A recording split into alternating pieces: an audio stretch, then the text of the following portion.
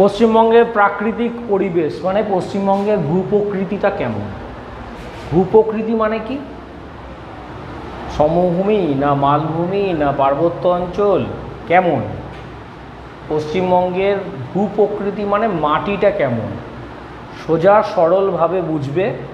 ভূপ্রকৃতি, ভূ মানে মাটি, তার প্রকৃতি কেমন, সেটা কেমন, ভূপ্রকৃতিটা কেমন সেটাই জানতে চাইছে। ঠিক আছে, বড় কোশ্চেন হিসাবে দেয় পরীক্ষায়, পশ্চিমবঙ্গের ভূপ্রকৃতি কেমন ব্যাখ্যা করো 5 নম্বরে, তখন পুরোটা লিখতে হবে পয়েন্ট ওয়াইজ।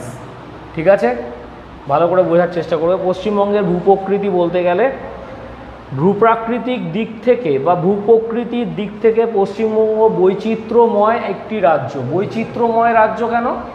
পশ্চিমবঙ্গের মধ্যে সব কিছু দেখতে পাওয়া যায়। দার্জিলিংয়ে চলে যাও, পাহাড় দেখতে পারবে। বাঁকুড়া পুরুলিয়ায় চলে যাও, পাহাড় দেখতে পারবে। বীরভূমে চলে যাও, মালভূমি দেখতে পারবে। নদিয়ায় চলে আসো, সমভূমি দেখতে পারবে। 24 পরগনায় চলে আসো, গাঙ্গেয় সমভূমি দেখতে পারবে, মানে গঙ্গা নদী বয়ে গেছে। হুগলি জেলায় চলে যাও, গঙ্গা নদীর পাশে গাঙ্গেয় সমভূমি মানে প্লাবনভূমি তুমি দেখতে পারবে। ঠিক আছে, এবং পশ্চিমবঙ্গের সবথেকে বেশি সমভূমি অঞ্চল দেখা যায় বলে পশ্চিমবঙ্গের চাষবাসটা ভালো হয়। আমি আগের দিন সমভূমির গুরুত্ব বোঝাতে গিয়ে বলেছিলাম যে সমভূমি কেন বেশি গুরুত্বপূর্ণ, কারণ পশ্চিমবঙ্গ কেন অন্যান্য জায়গাতেও সমভূমি থাকলে সেখানে চাষবাসটা ভালো হবে, ফসলটা ভালো উৎপাদন হবে, যেটা পাহাড়ে ভালো হবে না, মালভূমিতেও ভালো হবে না। সমভূমি, বিশেষ করে গাঙ্গেয় সমভূমি মানে গঙ্গা নদীর দুই পাড়ে যে সমভূমিগুলো আছে সেখানে মাটি অনেক উর্বর মাটি, মানে পলি মাটি, সেখানে ফসলটা ভালো উৎপাদন হয়।